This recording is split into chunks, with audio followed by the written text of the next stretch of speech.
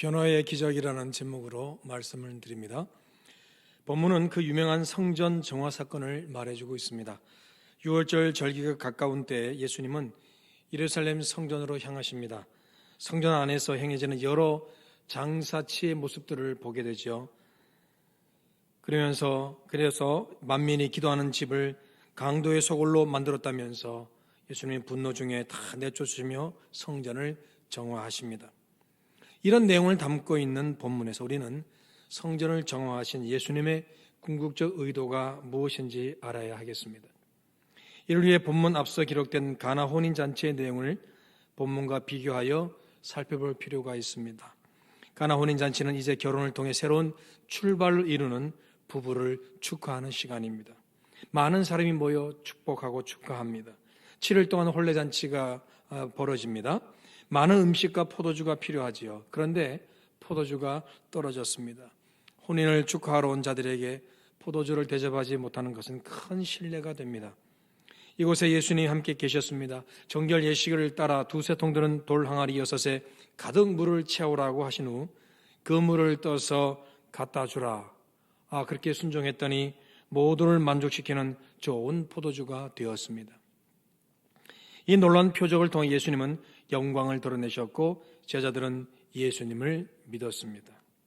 여기서 보이신 예수님의 표적은 다름 아닌 물이 변하여 포도주가 되는 것, 곧 변화의 기적입니다. 생각지도 상상치도 못한 변화가 예수님이 행하신 표적이었고 이것이 가나 혼인 잔치의 핵심 주제가 되는 겁니다. 변화. 자, 이 내용을 본문과 비교해서 다시 한번 살펴보겠습니다. 유대인의 6월절에 가까운 때에 예수님은 성전에 가십니다. 6월절은 이스라엘 백성들의 선조가 하나님의 은혜로 애굽에서 구원받았음을 기억하며 지키는 절기입니다. 이 절기를 통해 이스라엘 백성들은 앞으로 주어질 구원의 역사를 기대하고 소망하지요. 혼인잔치가 부부의 새 출발을 축하하는 자리라면 6월절은 하나님이 베푸실 새로운 구원의 역사를 기대하는 소망의 시간입니다. 혼인잔치에 많은 이가 모여 7일간 축하하듯 6월절 역시 많은 사람이 모여 7일 동안 절기를 지킵니다.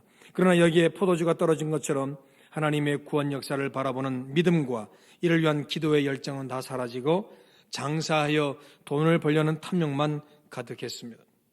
혼인집에 포도주가 빠지면 당황스럽고 혼란스러움을 느끼게 되듯 예수님은 성전에서 구원의 소망과 열정이 사라진 6월절을 보시면서 혼란스러움을 느끼십니다.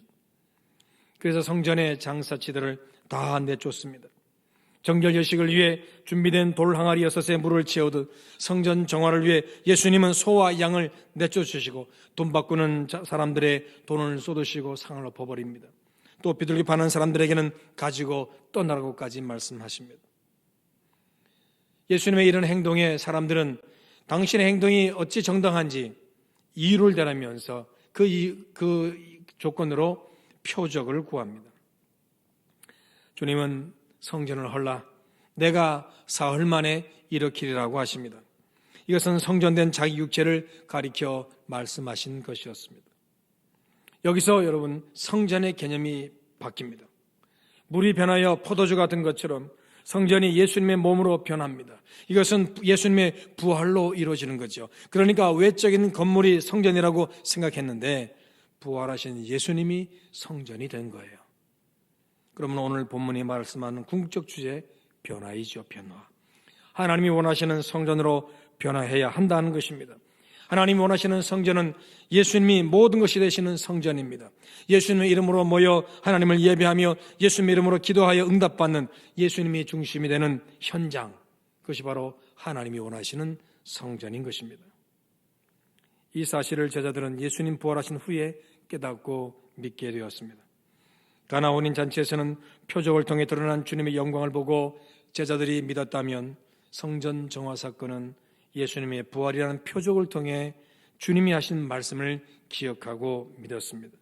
이렇게 혼인잔치와 성전 정화는 제자들의 믿음으로 마무리됩니다. 물이 변하여 포도주가 되고 외형적 성전이 변하여 예수님이 성전이 되시는 이 내용의 결론은 예수님을 향한 믿음이었다는 것입니다. 이런 예수님을 믿는 믿음의 사람들은 변화를 갈구하며 주님의 뜻대로 변화되는 것이 믿음의 삶이라는 것을 말해주는 것입니다. 따라서 하나님의 자녀된 우리 역시 변화의 필요성을 깊이 생각해야 됩니다. 자, 왜 아름답고 웅장했던 성전이 예수님의 몸으로 바뀌어야만 했을까요? 유대인들은 짐승을 제물로 하여 예루살렘 성전에서 하나님께 제사를 드렸습니다. 하나님께 드리는 제물은 어떤 흠도 없어야 하는데 그 제물에 흠이 있는지 없는지를 판정하는 사람이 제사장 드렸던 거죠. 제사장들은 제사 드리는 당사자가 자기 집에서 가져오는 제물은 트집을 잡아서 불합격 판정을 내리는 반면 성전에서 구입하는 제물은 흠의 유무를 따지지 않고 무조건 합격 판정을 내린 겁니다. 따라서 제사를 드리려면 사람들은 제물의 값이 턱없이 비싸도 어쩔 수 없이 성전에서 판매하는 제물을 사야만 했습니다. 또 당시 만 20세가 된 유대인 남자들은 매해 반세겔의 성전세를 성전에 바쳐야만 했습니다.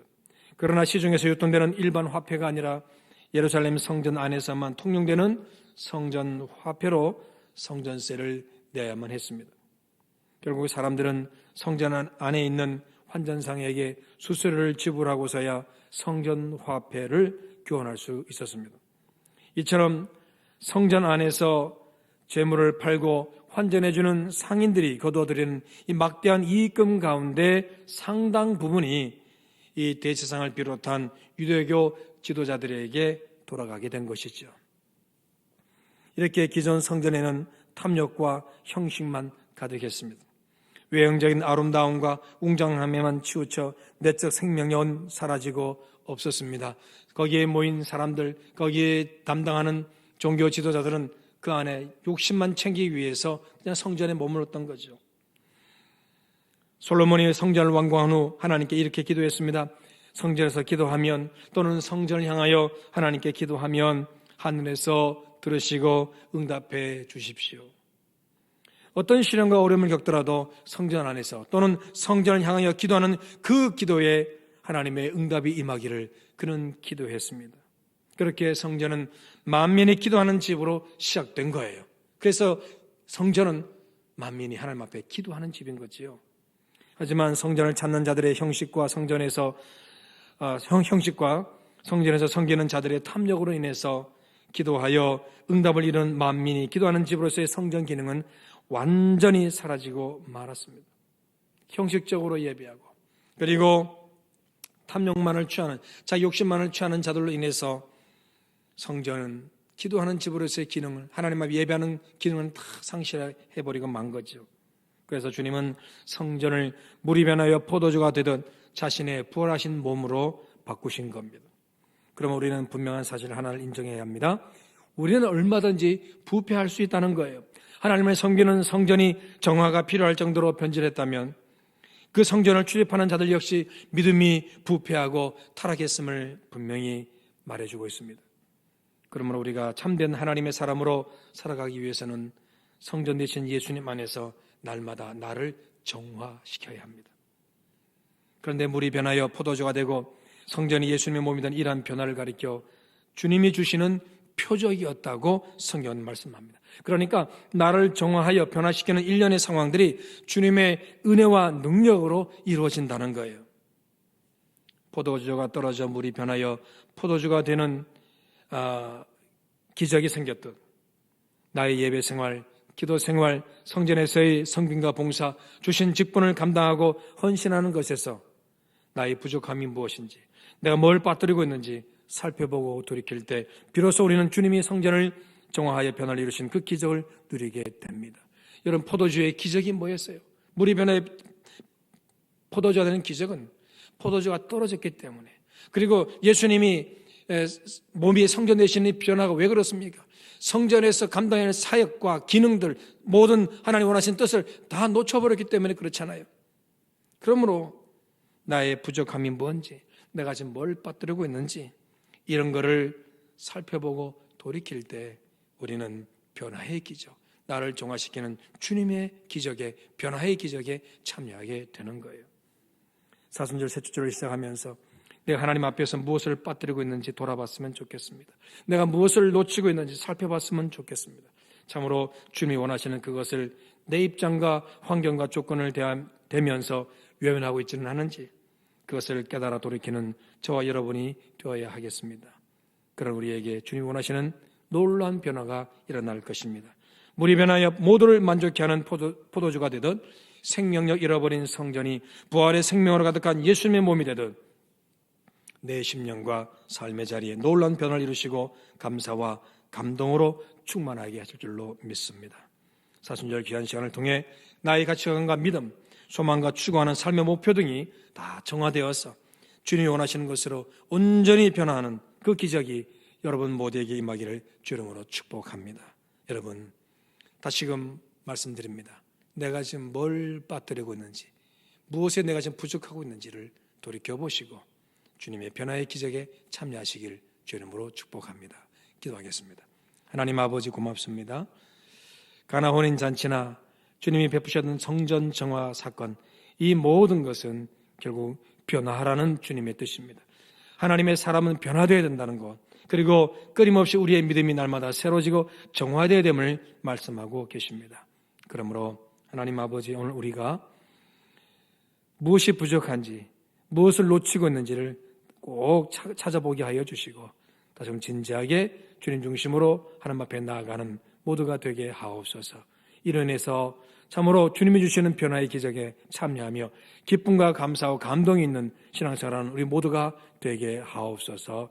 축복합니다. 잃어버린 헌신, 잃어버린 섬김, 잃어버린 열정들 다 회복하도록 하나님 축복해 주옵소서. 예수 이름으로 축복하며 기도합니다. 아멘.